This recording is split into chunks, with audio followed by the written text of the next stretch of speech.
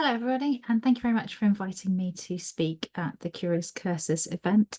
I'm very sorry that I couldn't be with you in person today, but I hope that over the course of the next few minutes, I'll have some interesting things to say that you will find illuminating and possibly add to the day as you go through looking at the Cursus and the associated monuments around it.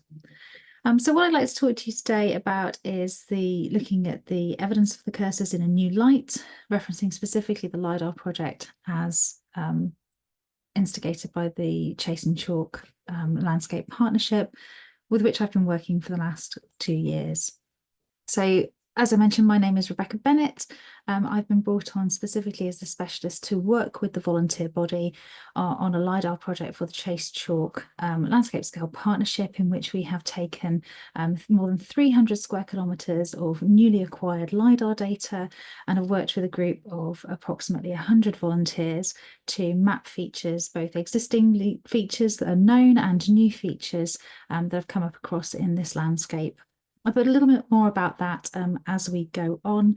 But my background is in LiDAR and remote sensing. I did my PhD at Bournemouth a decade ago now, and was very fortunate to be able to look at the Salisbury Plain as my main area of interest. But I haven't spent much time working in this area of the Chalk Downlands here in the Dorset, Hampshire, Wiltshire borders. And so it's been really brilliant for me over the last year to get to know this landscape and to get to know the people in it as part of the project.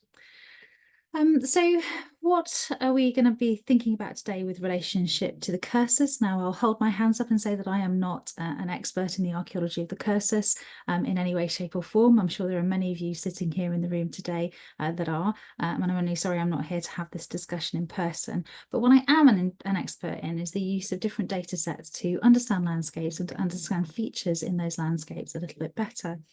And so what I thought I'd talk to you today about or introduce you to are some of the concepts around the LiDAR project itself and how it's been integrated into our understanding of the landscape in the Chase Chalk partnership area, and leave some questions open for yourselves as to whether this technology and the data derived from it might have some implications for the work that you're interested in and the different research topics and ideas and thoughts and hypotheses that you have around the Cursus and its surrounding landscape itself. But let's take a little step back as a starting point. So why LiDAR? What is LiDAR and how does it work for us, and why do we use it as an important tool in archaeological survey and interpretation in the 21st century?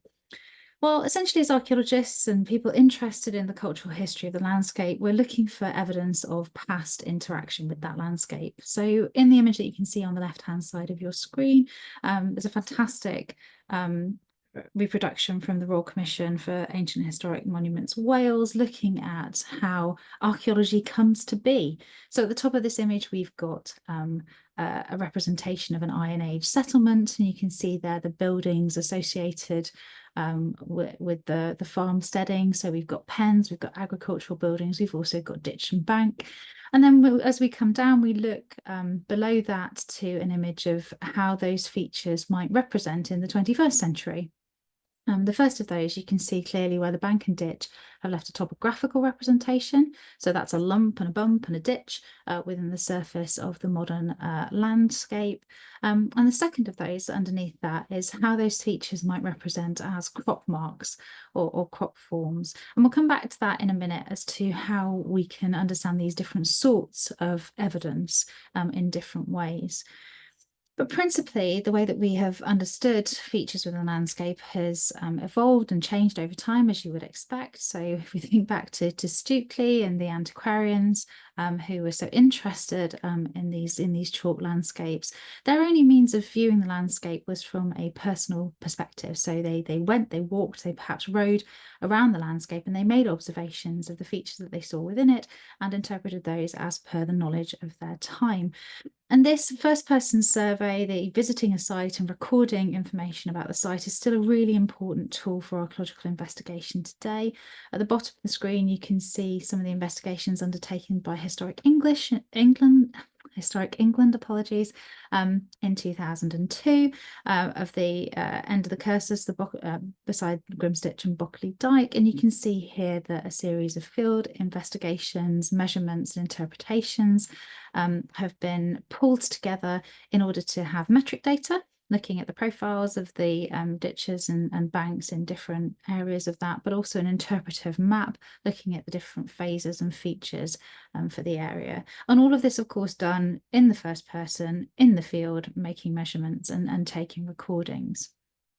The difficulty with that is that it gives us a very limited perspective of the landscape as a whole. And as archaeology and our understanding of the historic landscape has evolved, what we wanted to do is to be able to take these individual sites that are of note within a landscape and try to connect them together to understand what's going on in the landscape as a whole, and how people use the landscape, not in terms of isolated sites, but in terms of the whole area in which they lived, worked, and moved around.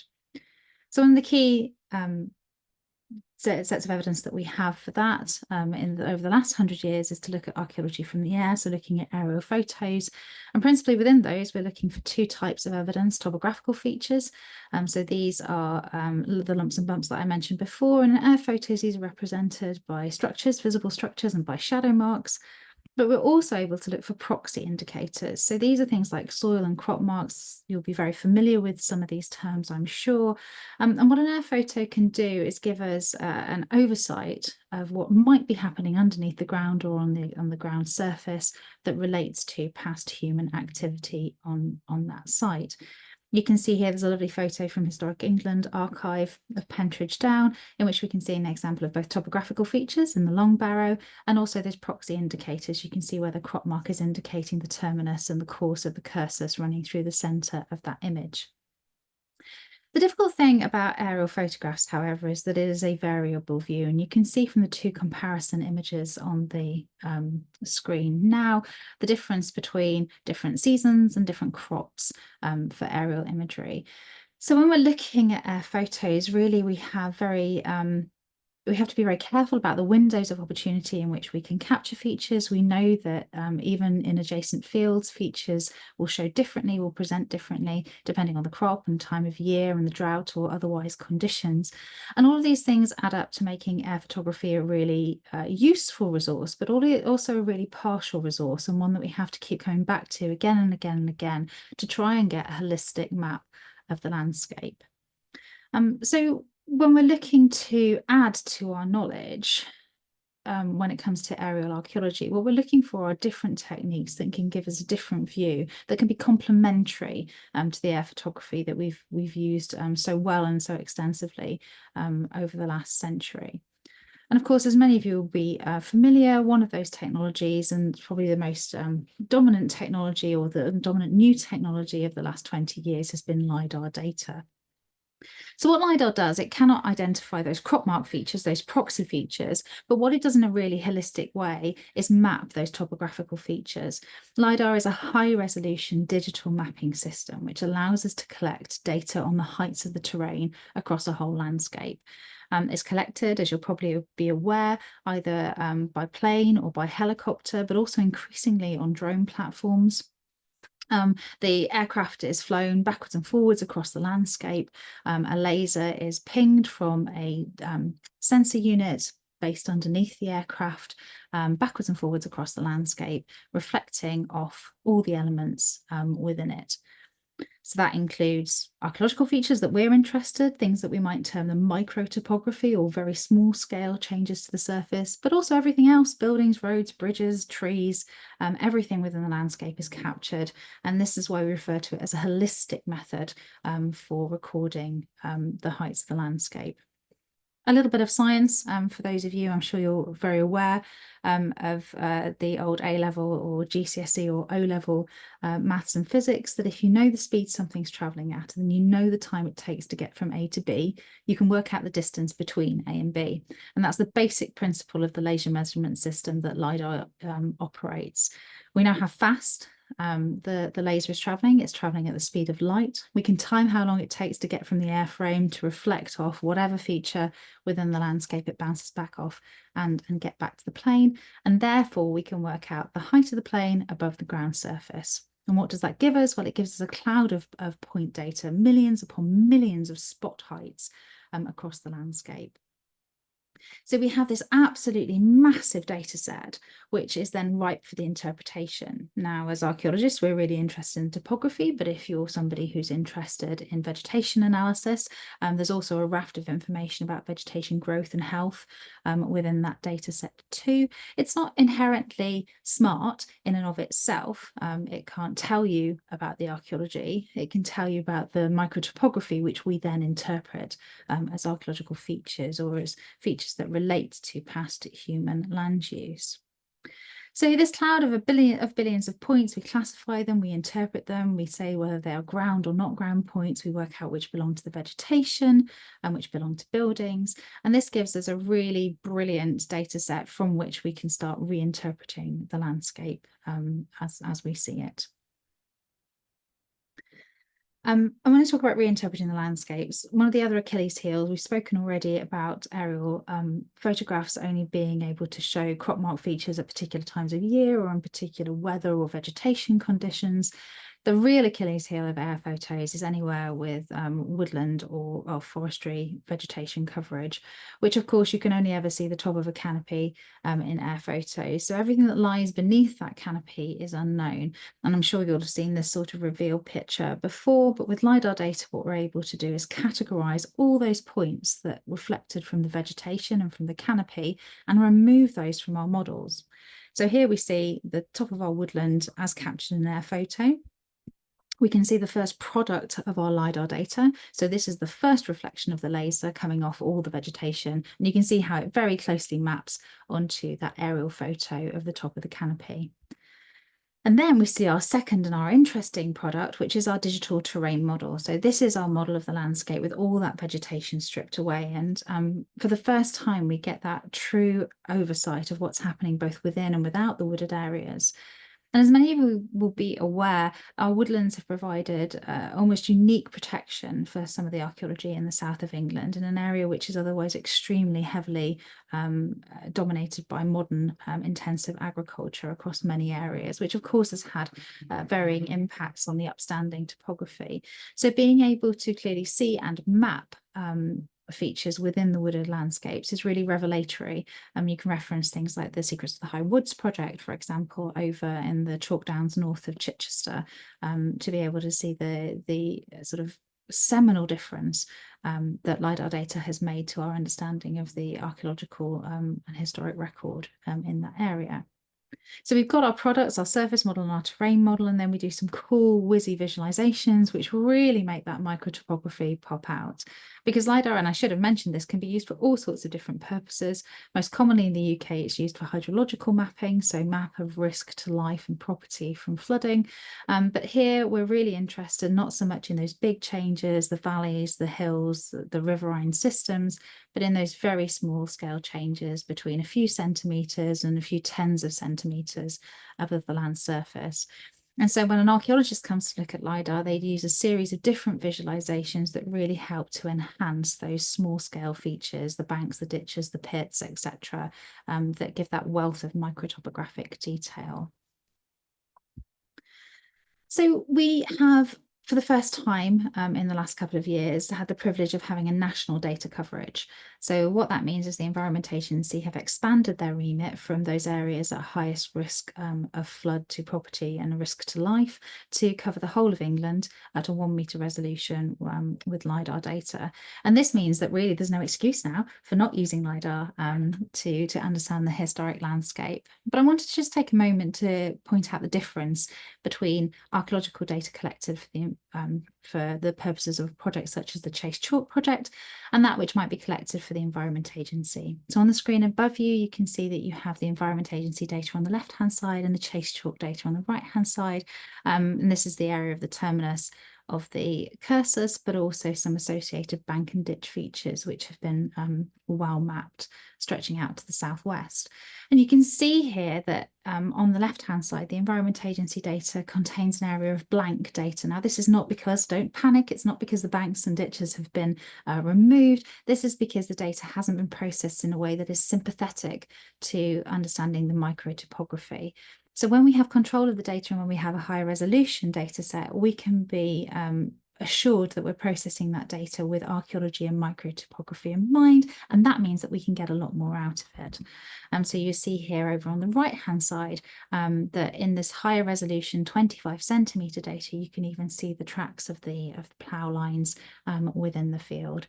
That greater resolution giving us greater surety of what we're seeing, and also enabling us to understand the impacts of modern land usage, such as the impacts of ploughing or potentially visitor access to these various monuments, looking at the erosion caused, for example, by access across and through different archaeological features. There's a wealth of associated data and information that can be collected from the LiDAR too. It's worth pointing out at this point, I've said it a couple of times, but the rule of thumb for remote sensing data, which LiDAR is of course part of that category of earth sciences, is that any feature you want to identify needs to be 3 times the resolution of your data set.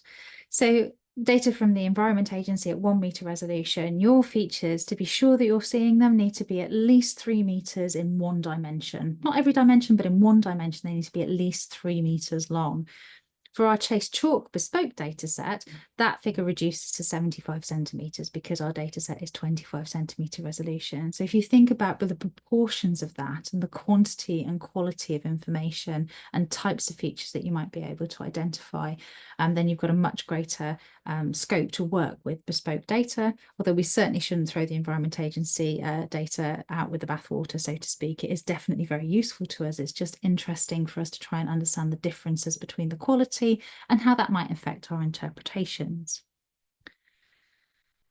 And as I've already mentioned, having our own data allows us to do these specialist visualizations that really bring out the difference in those microtopographic features that we're most interested in. And a key one of those that I'll refer back to through the rest of this talk is something called the local relief model, which especially is designed to flatten the effects of the large-scale changes in topography. So your hills and valleys and mountains and the large-scale changes, and really focus down on the small banks and ditches, the microtopography that represents human interaction with the surface of the landscape. So moving on to the real meat of the matter, and how could we use this LiDAR data to find out more about the Cursus? And here is a very open question, because the Cursus is not one of the feature types that's come up as part of the volunteer project for the Chase Chalk so far. And I think there's a real opportunity here to think about the ways in which the LiDAR data might enhance our understanding or lead to new questions and new answers and new data around the Cursus itself and how it presents within the landscape. So within our LiDAR portal, we've got access to lots of different visualizations and lots of different layers, including historic environment data from Dorset, Hampshire and Wiltshire, all together in the same place. We've got a background of modern satellite imagery, historic mapping, and modern ordnance survey mapping. And of course, all our volunteers that have been working on this project have gone through extensive training and monthly catch-ups. So they've got a really brilliant understanding of how to interpret these data and put them together. So we've got a resource base from the Chase Chalk project that I think we could begin to take advantage of. And some of the things that I've been thinking about in terms of how we might take advantage of this include thinking quite carefully about evidence and preservation. So the evidence for the various different features that are known, both as part of the Cursus, but also associated with the Cursus. So here we can see we've got Hayward Summers' 1911 transcription of features as seen from, remember, a ground-based perspective, not an aerial perspective, of this area of Gussage Down and the associated settlement. And we can compare this with the Ordnance Survey, second edition mapping, which of course has really interesting interpretation of the physical features, the topographic features within the area. And we can overlay that against the LiDAR data. So this is our local relief model of the same area. And if we bring those two together on the screen at the moment, you can see how we've overlaid those two different sets of information. And being able to do this seamlessly within the GIS with high resolution and high accuracy georectification of the different features allows us to really take a look at what is present and what isn't present, how the mapped extent of features, both within these resources, but also in things like the boundaries of our scheduled monuments and the location of our historic environment records, how they map to reality, are they accurate? Do we need to change the proportions or the locations of any of our measured records to better represent the archaeology as it remains? And we can start to ask questions about, well, what hasn't been mapped and why, what has been mapped, what might have been lost in intervening periods between these different phases of mapping and interpretation. And this is specifically of interest in areas where there are not deemed to be physical remains of the features that we're interested in, the archaeological features. So one of the really outstanding things for LiDAR data is its ability to capture really small scale changes. And we'll look at a couple of examples of these on the next slide. So we're talking just a few centimeters in changes in topography, which previously would have been extremely difficult to identify. And has quite often led to areas being identified as being no physical upstanding remains that were detectable. So in this area, for example, this is categorized on the Royal Commission surveys as being an area where the Cursus extent is visible only on air photos. So there's no upstanding topography that could be identified via walkover survey or any other means available to the teams in 1975. Well, what our LiDAR survey is showing us for this area, and you can see here an extract, that there absolutely are topographic remains upstanding within these areas. And you might ask a question of how you may change the management of these zones in order to preserve those very ephemeral but still extant topographical remains within the areas. How might that differ to an area in which you consider all of the topographic remains to have been levelled? So an example of the sensitivity of the LiDAR data. So because it's a 3D model, we can draw profiles across it. And you can see here marked in red as a profile across a barrow at the top part of the screen. So here we can see that that barrow is extant to a height of about 64 centimetres above the surrounding terrain. If we look at the area of the Cursus linear, so this is the bank of the Cursus, you can see that in the same data set, that is a mere 2 centimeters difference between the height of the Cursus and the height of the surrounding landscape. It's no surprise that on walking across this feature, you wouldn't be able to identify that 2 centimeter change in, or 2 to 4 centimeter change in height against the surroundings, especially considering that that has been spread by plough action over the space of 8 meters or so. This 3D data allows us to look at the whole of the Cursus. So here you can see a profile of the Cursus from end to end, and these are given in heights above sea level. So you can look to see the different areas. We've talked, or a lot has been written about the process of walking along the Cursus, how the Cursus could possibly be interpreted as a routeway or as a control of access to a particular part of the landscape. And now for the first time with the holistic LiDAR capture, we have the ability to use that 3D data for detailed intervisibility analysis or viewshed analysis, which some of you may have heard of before. Are there parts of the monument that are more or less visible from different parts of the ground and also the surrounding landscape? And this is a really huge advantage of having a landscape scale data set, that we're able to ask these questions, not just of individual sites or individual parts, but from a whole range of different viewpoints, a whole range of different locations within the landscape that the Cursus is central to. I've already mentioned a little bit thinking about the impacts of being able to see archaeology in the woodland using LiDAR data. So here we have a section of the Cursus that runs through a wooded area, and immediately you can see what a difference it makes to being able to identify those features. And not just their identification, but also to their ongoing management. So can we see threats due to the way in which the woodland is being managed? Woodland areas are managed very differently to their surrounding agricultural regimes. Although they tend to be static for quite a long time during the growth period, many of the woodlands in the south of England are coming to maturity now, and there's a much greater interest in being able to harvest them as a crop. So we are aware that although archaeology within woodlands has been very well preserved for the last 60 or so years, we're now at a key pinch point where we need to be able to understand and map and locate that archaeology, so that as these woodlands are harvested or renewed or the management changes, we're able to preserve the cultural heritage that they've protected well within them. And here's another example of the difference between the extant features within the ploughed area and within the woodland. So as you can see, this same bank of the Cursus running through between the wooded area into the ploughed area to the north. So on our graph at the top, you can see that we've got the features extant to just a few centimetres. With the graph on the bottom running through the woodland, we can see that that feature is extant to 15 or so centimetres. And what this does is give us a good impression of not just the differential in height and the differential in visibility and in preservation. It tells us a lot about what we might need to do in order to be able to understand the original form of these features within the landscape from the partial evidence that we have left, and the different taphonomic impacts of those processes that have happened in different parts of the Cursus. And it seems to me particularly important for a feature as long as the Cursus is to be able to identify and understand those different impacts on the evidence that we're seeing and interpreting.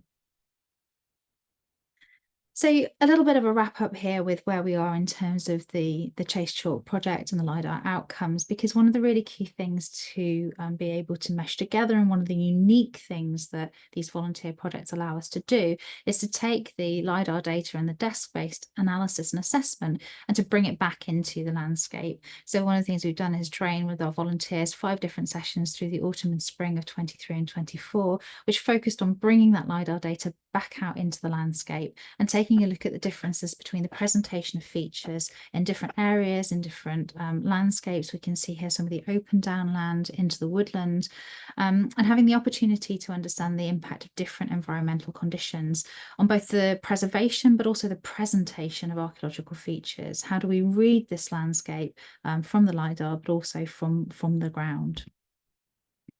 And very quickly, in terms of our project outcomes, so 77 volunteers have completed that online training, and 37 of those have joined the field training days. We've mapped more than 1,300 features, including an additional 2,500 and more chalk pits for a very specific project, which I've talked about at other times. And in September, we'll see the launch of the public web map and sharing the stories of this volunteer project and the LiDAR maps. And I'm really pleased to say that the legacy of the Cranbourne Chase LiDAR portal is an extension of the current project for a year. So this includes supporting the volunteers, and part of this extension will be a collaboration with Historic England.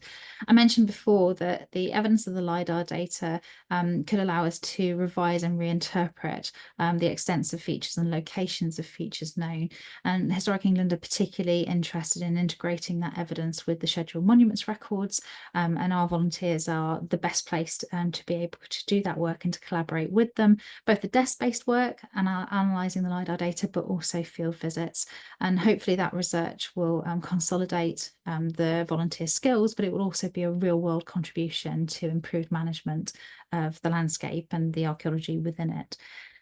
And then finally, just to say that what we're looking to do in the longer term as a legacy of this project is to take that Environment Agency data that's available for the whole of the national landscape and to integrate that into the LiDAR portal too. So no longer will we be limited to just the Chase Chalk project area, but we will have that 1 metre data set and the opportunity to map features without it. So that's where I wanted to end today. I'm really sorry that I'm not available to answer questions, but I know that some people who've been involved with the LiDAR project are there and will be able to, and you're more than welcome to drop me a line at any point.